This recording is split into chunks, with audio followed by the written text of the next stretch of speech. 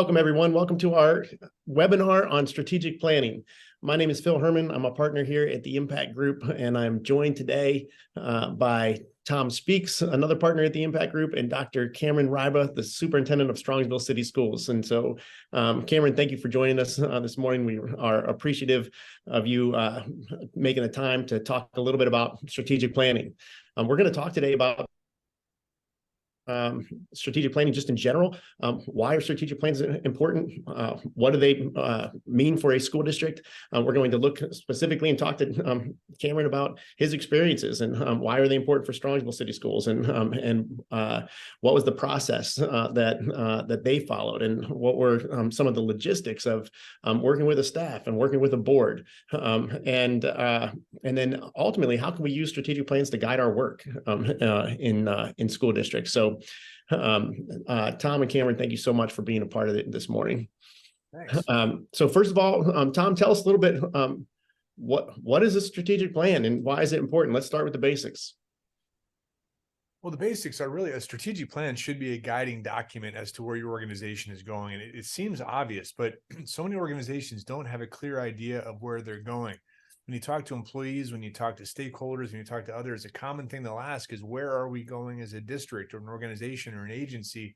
And we have to be very clear about how we're going to articulate that. And I don't know if anybody else in this call has ever been in a circumstance where if they've been involved in a strategic plan before, and people, they get excited about, wow, we have this guiding document. That's wonderful.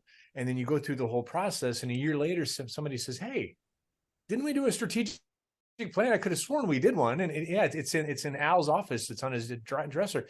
That the whole point is that if you have a strategic plan, it should be an actionable document. Where are we going? At the end of the day, you've got goals, you've got objectives, specific things we're going to do over a period of time with assignments. Who is going to do what when? Who is going to do what when? So a strategic plan, Phil, really it's a guiding document to make sure your staff, your community, your parents, everybody knows where you're going. And it's also very actionable, and it breaks it out in a way in which people know exactly what they're going to do, who's going to do it, and how is it time bound. Thanks, Tom. So, Cameron, we had the joy of working with you recently to help develop a strategic plan in Strongsville. Can you share with us, why did Strongsville decide to do a strategic plan? And as a superintendent, how did you know it was time? Well, we had, this is my 9th year when we worked together, and had a great experience working with you, Phil, and your team. But when we did the strategic plan, we had had a strategic plan for years, but it was more internal. We met with the board, we met with our leadership team, talked about, strategic priorities, goals, and objectives, and we laid that out. And so we thought, with the pandemic, had a little pause in that plan that we had, but we thought it was time to engage a greater audience, to look at and reach out to our parents and community members and a broader scope of our staff, to be able to say, what are your values and priorities and needs as we look into the future about where we want to go as a school district. The second thing is, we were at a point in our organizational development where the low-hanging fruit was gone. The good, easy objectives that we needed to take care of to get us on the right path, they were taken care of. And we had to do the deep-rooted, difficult work for how are we going to go from good to great? How are we going to move to the next level as an educational organization? And you can't do that alone. And it's not about a small group of people sitting in a room together deciding what those priorities are for others. So the key aspect for us is the depth of the work that we needed to accomplish, needed to get the voices of a wide scope of people, because we represent the values and priorities of our greater community. And then we had to look at how are we going to map this work out in a way that's sustainable, to be integrated in a meaningful way that's going to live beyond any one person sitting in a chair that may have developed this strategic plan. And we've started implementation this year. And all the work that we've done to prepare has set us on a good pathway. For us, we did a 3-year plan, a 3-year vision for the work we need to do that is directly correlated to the needs of our stakeholders that were identified through the comprehensive process with the Impact Group. Cameron, I appreciate that. I mean, the idea that the community, that's one of the fundamental elements we believe of a really successful strategic plan, because at the end of the day, the schools or the DD agency or whomever, you really belong to the community. What does the community want to see as you move forward? And we've got to have that input. At the end of the day, a strategic plan, you should be able to honestly say, this is what our community is excited about. This is the direction we're going. So I so appreciate what you said about you're getting into some more difficult work, some more in-depth work. That requires buy-in at a huge level. And the only way to get that buy-in, you're right, is to engage folks and to genuinely have them in the room. And now they're your partners. That's a great insight. And Cameron, I really appreciate what you said about mapping it out and tracking progress. I want to come back to that a little bit later, but even before we go there, let's talk a little bit about, Tom, what is the typical process for developing a strategic plan? And then we'll look at what that looked like in Strongsville. Sure. I mean, there's many ways to skin this cat, right? There are different folks do it different ways. A way we found to be very successful is you initially engage with your board and your senior leadership in some exercises in which you're establishing some vision and you're establishing strengths, weaknesses, opportunities, threats, and a clear idea of what kind of culture you want. That's generally the first phase. The second phase is a community engagement phase. And we talked about it a moment ago, where you need to do surveys. You need to do focus groups where you're out talking to different people. And one way that we believe for a while is, rather than having a standing strategic planning committee, which is okay, that's a process that works pretty well. But sometimes it's difficult because you really have the usual suspects are showing up for the same thing all the time, right? So you really are kind of being guided by kind of a limited audience. So the idea of the focus groups and a wider community engagement is you're genuinely getting some serious parent engagement and community leader engagement and the different folks that are in your community. Because let's face it, especially with schools, there's a lot of people in your community that vote and are a part of schools who are not in your usual sphere. So how do we get them to be involved in things? And then the last phase, Phil, generally is you build out goals, objectives, and action steps. And it's a very participatory process in which you have whatever entity you're working with help define what those are, and then really work collaboratively to assign who is doing what, when, and how is it measurable. Thanks, Tom. And Cameron, you were really, I mean, you said it a moment ago about not going it alone. It's time to engage more voices. You were passionate and very intentional from day one in talking with us about, I want the voices of our students. I want the voices of our staff. I want our parents. I want our community members. What did that look like in Strongsville? And how did you communicate to all those different stakeholders about those opportunities to become involved in the process?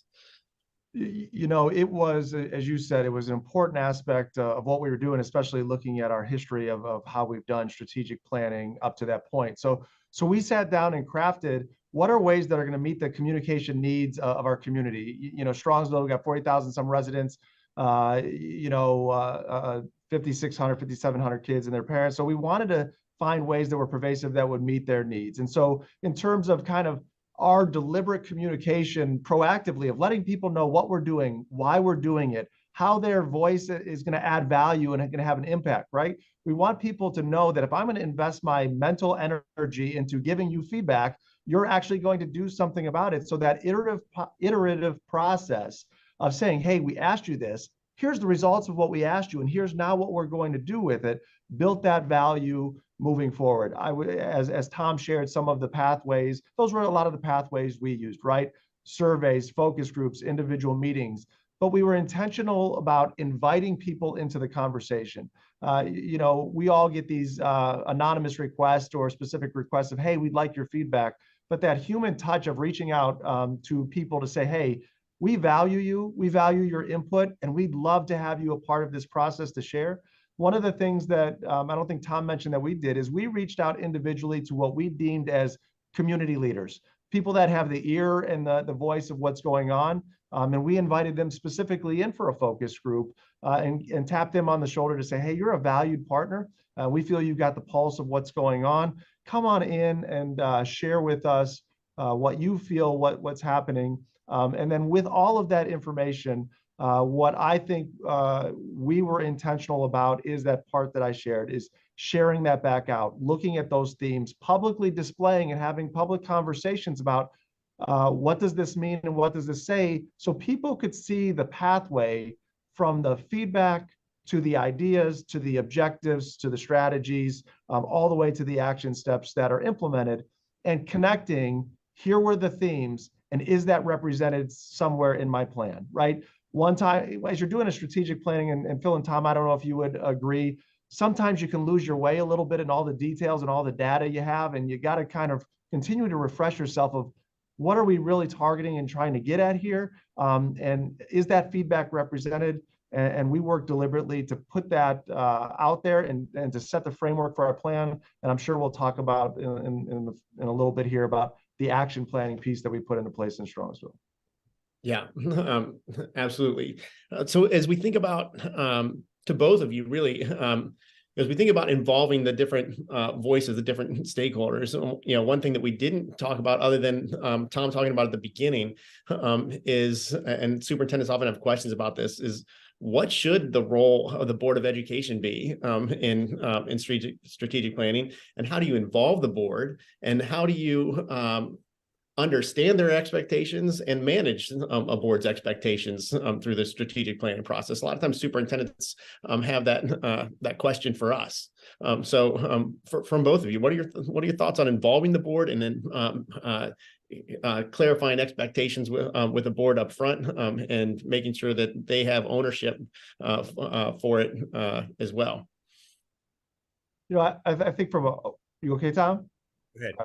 So I think from a practical standpoint, for what we did is we view, as all of my colleagues do, as a 7-person leadership team, right? We've got the superintendent, treasurer, and our 5 board members, and we collectively are setting that vision, purpose, mission of the district moving forward. And so I think the process of looking and clarifying roles and doing the behind the scenes work to prep and prime the thinking of the board members for what we're trying to do helps to guide that. One of the things that I've used in Strongsville is that, hey, when we're developing our strategic plans, or the strategic plan we are in now, we understand things are going to come up and that these emergency situations need our attention. But we are making a 3-year commitment to, these are the priorities that we're going to enact as a school district. So be engaged, be thoughtful, because if it's not a part of this plan, it's not going to be a focus of our efforts unless it's a must-do moving forward. And I think you have to build those collaborative structures where, we have everybody, especially board members, have a voice in the process that we are going through. But to understand that not all of our priorities are going to be the priorities of the group, and going through a consensus building process to understanding, here is what is needed, here is our voice and all of the feedback that we've gotten, and then have that shared commitment. One thing we did is the board publicly adopted our strategic plan, as well as our portrait of a graduate, to say, here's our commitment to the work we're moving forward. And that helped to clarify expectations for their role, as well as the work moving forward. Yeah, I think the process itself is wonderful. I mean, the board's role is absolutely essential and is critical in every way. And it helps the board. I mean, the board needs to say to the district, that's the mountain we're going to climb. That's the one right there that we decide that's the mountain. And then the district leadership decides, what equipment do we need to climb the mountain? What path should we use to climb the mountain? What personnel should we hire to climb the mountain? If it's done properly, it really gives the board the voice as to the strategic direction. And then it allows them to see where they can step back. Another thing, which Cameron hit upon a little, which is huge with the board, is if you can have your board really decide that these are the main things we're going to do. Now, when somebody comes back from a conference with a shiny new idea, like, oh my gosh, I was just at this conference, we have to do X. You then are able to say, no problem. Does X fit in with these priorities? If it does, super. If it doesn't, and you really want X, we got to understand, we got to take something off to put this on. So it helps really align the board in a really meaningful way as to where we're going. It helps with the shiny object syndrome, we'll call it, as far as making sure everybody's clear. And we really believe it helps with that understanding of whose role is what. And, I want to take a step with a former question really quick. I very much appreciated what Cameron was saying about having the community on board, and then communicating back to them that their involvement was important. One of the big aspects of a strategic plan is building trust. You build trust with the community by doing what you say you're going to do, just like with a person, right? If you keep doing what you say you're going to do, like, oh my gosh, that's a trustworthy person. So your strategic plan is a wonderful way to say, this is what we're committing to doing. And then as you do those things, you tell the community, we did it again, milestone again, milestone, milestone, mile. After a while, they're like, my goodness, they are really doing what they say they're going to do over there, thereby building trust. So Cameron, I'm just kind of building upon what you said earlier. We've gotten these people's input. We need to make sure that they understand that it's being implemented, and the broader community needs to understand we're moving forward as well. And Tom, what you said, prior about, the board's kind of involvement in the big picture, and got me thinking about, Phil, your specific question about, how do we manage expectations? And I think the strategic planning process helps the board stay in the big picture, visioning what are the focus, what are the objectives, and have a voice in that, because they need to have a voice. They're an important part of setting, here's where we're going to set our priorities.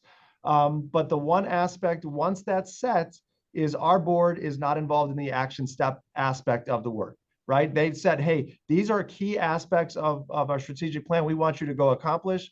Now go accomplish them and loop back with us in the accountability piece as to how we're progressing, as Tom said. But I would say that the strategic planning process actually helps a superintendent manage expectations and manage focus and work, because it builds ownership with the board and the objectives, and lets the superintendent and his or her team do the day-to-day work to bring that vision to life.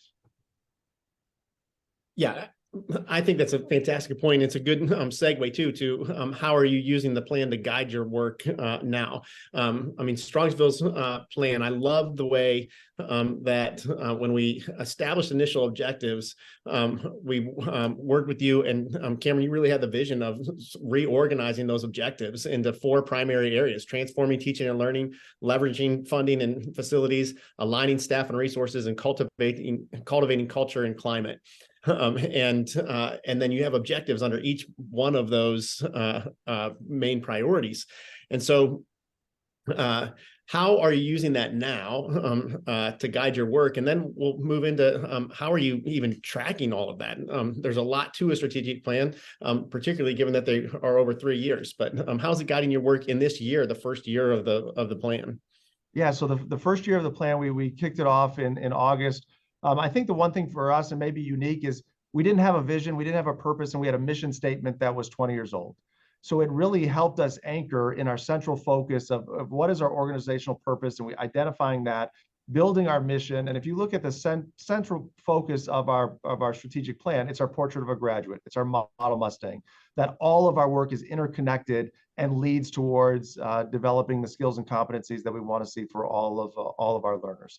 And so what we've done as a school district to drive this work forward, you have to do the very detailed work of how, when, where, and who's going to be involved in mapping this all out to ensure that you're not overwhelming the organization and the system. But I think one of the things that I wouldn't have done without the impact group is the process that they utilize to engage all of your team members into sharing the leadership through chairs and co-chairs to move the work forward.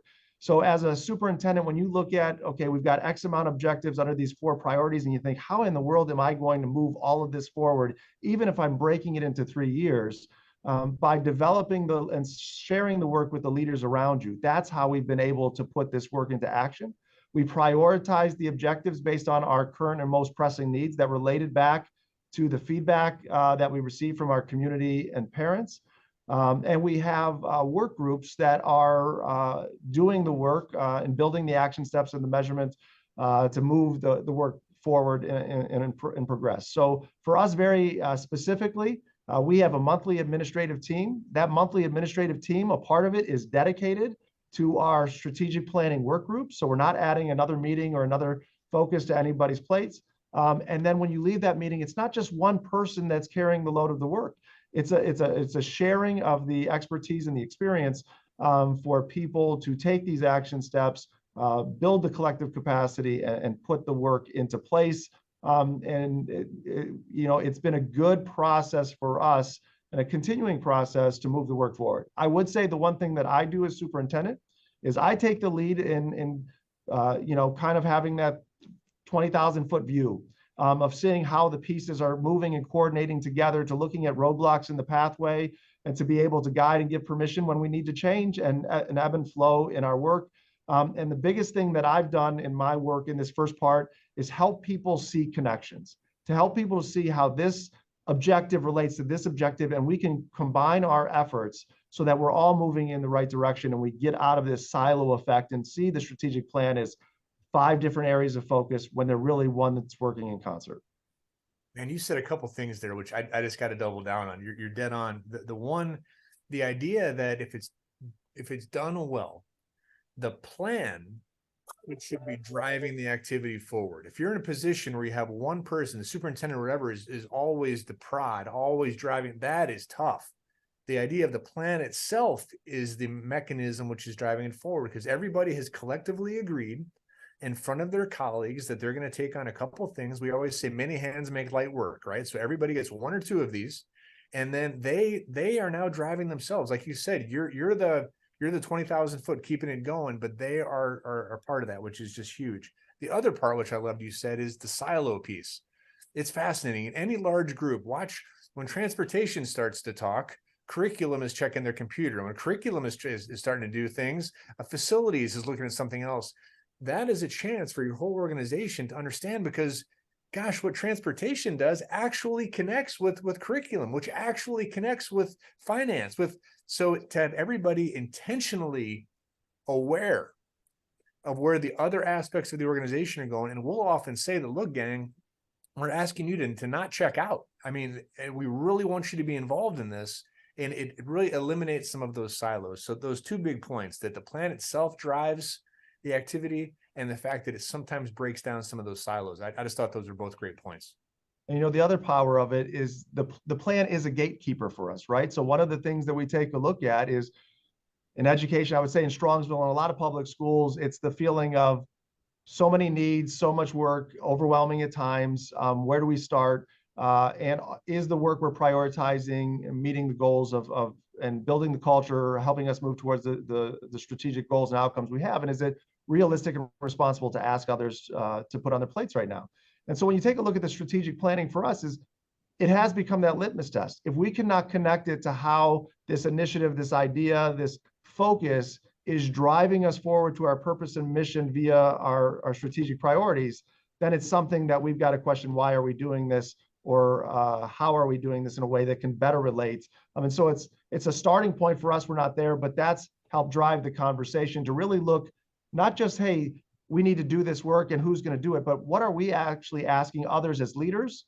And if we can't build that connection and alignment, then we need to check ourselves and reframe the work that we're doing as a district. You know what's fun about this? What you're saying, I'm sorry, go ahead, Tom. Go ahead, Phil. What you're saying there is so powerful because what you're doing is preventing that situation where you have a strategic plan in place and then you have a to-do list of all the other things that you really have to get done in this year. And that is where the strategic plan eventually goes to sit on the shelf. You are using the strategic plan to guide the work and, like you said, be the litmus test for where you're going to spend your time and focus your efforts. And that's incredibly powerful. We learned a lot from working with you too in this process as we think about those connections that you're talking about, all the different objectives, and being so deliberate in after a strategic plan is created and making sure that we are drawing intentional connections between the different objectives and making sure that the objectives that need to be moving forward together are moving forward together. And you've been very deliberate about that from day one in working with as soon as we began to establish those objectives and thinking about where those connect with one another. The other piece is spacing those objectives out over a period of time. We work with a lot of school districts, and I think something similar happened, right? When we shared with your administrative team on those objectives, that there's a lot of enthusiasm for it, and we established timelines, and everyone's excited to get going on that work, but that's not realistic to tackle all the objectives in year one. And so we looked at how do we space that out, and how do you help your team prioritize, but also think about which objectives come first, and how to stagger that work over a longer period of time. So this was a process for us, and as you said, Phil, hey, the experience that we had is, we shared all those objectives. We got chairs and co-chairs, and you kind of said, when do you think you want to start this, and when do you think you want to stop this, and you tabulate that all up, and everybody wants to start in year one, right? Everybody wants to go with what they're passionate about, and so it took us probably 2 to 3 iterations to go through that and kind of think deeply about what is this asking us to do. And where is it? We knew, hey, here's the number one thing that came from our teachers. We've got to have this right at the get-go to make sure that their voices are heard. We heard these themes from our parents. If we go into year 2 and don't address this is going to be a challenge for us for people to see value. So we were intentional, mapped it out a variety of different ways. Really, we're thoughtful about where is the heavy lift going to be versus where is the sustainability and integration going to be. And then one of the things that I've also been deliberate on is, as we experience the work, as we've said, hey, we really think this is the priority based on people's needs, based on our organizational needs of what needs to be addressed, and in this order, we then are. I've been intentional and been clear with our folks as we're doing the work. If we're seeing that it's not flowing, we're seeing that, hey, these timelines are a little off, I feel like we need to do A before we do B. We've set up those structures where it's not just an independent, hey, I got to punt this for another 6 months, but let's talk about the why behind that, and let's see where the reasons are, and let's have the flexibility and adaptability to make those moves so that we get a better outcome versus just compliance. And so that's been helpful in the work that we're doing. And I talked earlier about using our administrative teams, our administrative team meetings to do the work. What's been exciting for me is in the recent months, we've started to see, hey, can we meet together? Can objective A and objective B meet together?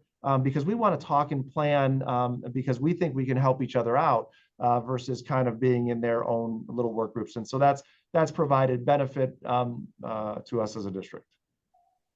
Thank you. Tom, do you want to talk a little bit about, so we've been talking a lot about priorities and objectives, and we recommend the school districts also have the same action steps under each objective of establishing a baseline, recommendations, implementation, and measurement. You want to talk about those steps a little bit?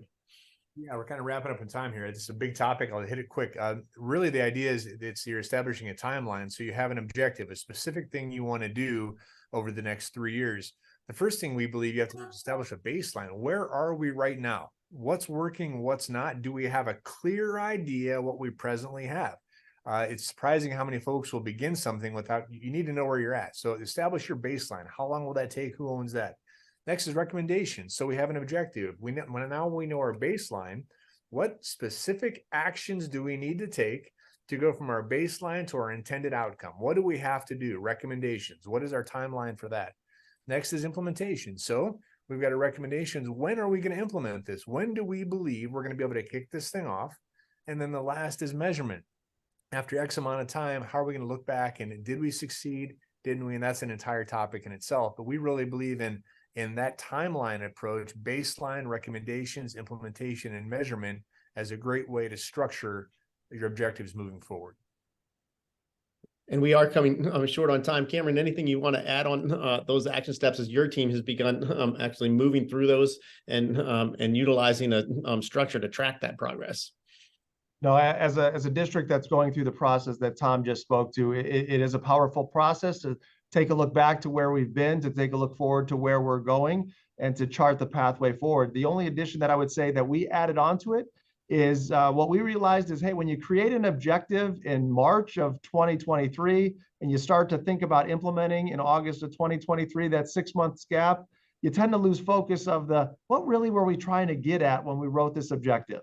And so we created a simplified, kind of version of that is, here's our focus of this objective to ground us in the day-to-day practical verbiage of what we're actually trying to accomplish and the why behind we chose that objective as well. But the process that Tom outlined has been impactful and an impactful thought pattern or thought pathway for you to get to meaningful action that's actually targeting what you are trying to improve.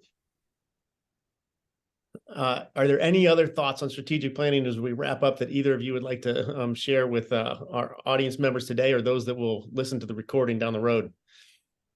This is a big one, is if you don't know where you're going, there's a good chance you're not going to get there. So, I mean, whether that's true as an individual or as an organization, and goodness, there has to be some, whatever mechanism you choose, there's got to be a mechanism to make sure that your staff, your parents, your community, there's a clear idea where we're going, and we're all heading the same direction and enthusiastic about it.